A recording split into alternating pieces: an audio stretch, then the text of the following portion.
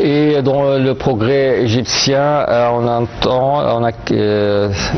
c'est écrit dans une manchette, l'armée soudanaise annonce la fin des préparatifs pour reprendre El Fasher. L'armée soudanaise a annoncé l'achèvement des préparatifs en vue de reprendre le contrôle d'El Fasher, capitale de l'État Darfour Nord, aux mains des forces de soutien rapide, affirmant qu'elle ne cessera pas ses efforts jusqu'à ce que la ville retrouve la sécurité et la stabilité. C'est ce qu'écrit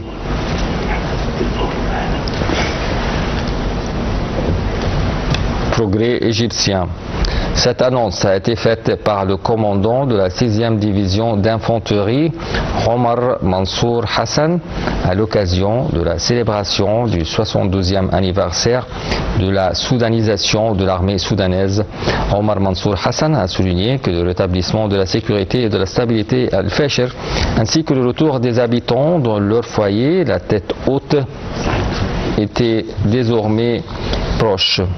Dans son discours, le commandant de la 6e division d'infanterie affirmait que ses forces ne cesseraient pas leurs efforts tant que la ville d'El Fasher ne serait pas redevenue sûre et stable sous le contrôle de l'armée soudanaise.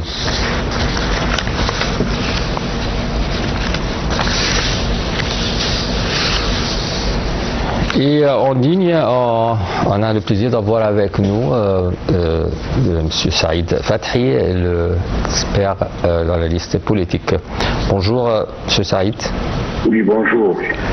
Alors, Saïd, on a parlé maintenant de l'armée soudanaise qui a annoncé la fin des préparatifs pour reprendre El Fasher de forces de soutien rapide. À votre avis, comment ça se passe sur le terrain, l'avancée de l'armée soudanaise et le développement de la situation actuelle au Soudan? Comme nous le savions nous tous, le problème soudanais est un problème très très compliqué. Mais malheureusement, de dire ça que, bien sûr, comme nous le savions, entre tout ce qui se passe avec les forces gouvernementales d'une part, bien sûr, et l'autre côté de l'autre ancien vice-président, c'est quelque chose de très dangereux. Entre, bien sûr, la prospérité et le bonheur de pays. Le Soudan actuellement est venu dans une situation très très très dangereuse depuis plusieurs années à cause de la guerre.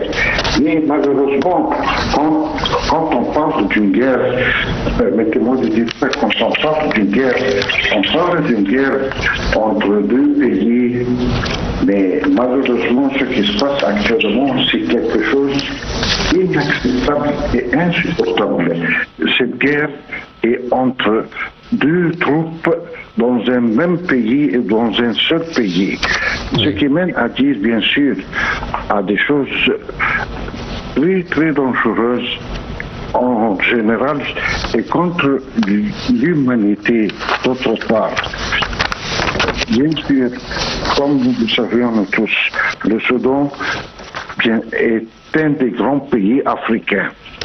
S'il y a une certaine stabilité et une certaine sécurité dans le Soudan, imaginez-vous que le Soudan peut nourrir tout le monde africain s'il a la volonté et la réalité de faire quelque chose de bien pour leur pays avec la surface et la superficie dans laquelle le territoire soudanais peut être cultivé et peut nourrir tout le monde africain.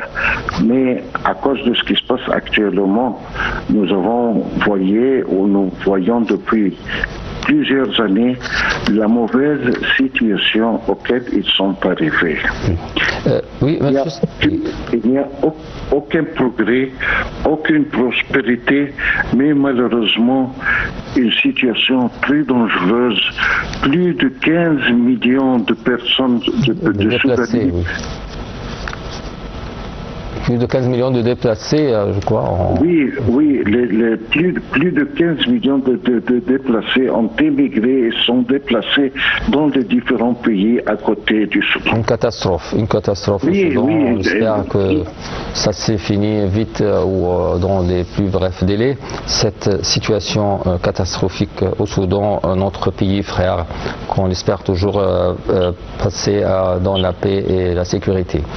On passe pour un autre sujet, M. Saïd, dans l'Ahram Hebdo, le ministre des Affaires étrangères, Badr Abdelghati, a souligné à son homologue français la nécessité pour Israël de respecter ses engagements à Gaza et ils ont évoqué les deux ministres des crises régionales. À votre avis, comment l'Égypte intervient-elle concrètement dans la mise en œuvre des différentes phases du plan de paix américain pour garantir un cessez-le-feu durable à Gaza? Et il faut prendre en considération qu'avec l'arrivée de notre grand héros, le président Sisi au pouvoir, bien sûr, il a suivi un chemin diplomatique très correct, très sage, et en essayant bien sûr d'éviter n'importe quelle guerre. Et il a eu l'occasion de s'intervenir et de présenter ou de déployer des très grands efforts pour essayer de régler les problèmes qui se trouvent dans le monde entier en général et surtout dans les pays arabes et au Moyen-Orient et surtout le problème entre Gaza et Israël. Mais en même temps, il faut prendre en considération quelque chose de très important de mon point de vue personnel, c'est que bien sûr, les Israéliens ne respectent jamais leurs accords, même des accords qui ont été déjà signés. Et on peut voir un petit exemple, l'accord qui a été signé à la fin de l'année dernière, à la fin de 2025 à Sharm el-Sheikh, même avec la présence du président Donald Trump, comme nous savions tous, les États-Unis, ce sont un des grands pays du monde et c'est lui qui conduit le monde en général. Même ces accords-là qui ont été déjà signés, malheureusement, n'ont pas été respectés par les forces israéliennes. Car ils n'ont pas la volonté de respecter tout ce qui se passe. Bon, le pauvre peuple palestinien qui souffre depuis des dizaines d'années, des décennies. Malheureusement, il est arrivé à une très grande situation, très grave. Un peu plus de 85 ou 95 000 personnes ont été tuées, à peu près 200 000 personnes qui ont été blessées. Et ce qui se passe est quelque chose de catastrophique. Une crise sans précédent toujours dans la région. On a besoin d'une solution rapide et juste et équitable pour les Palestiniens à avoir leur terre et un État palestinien.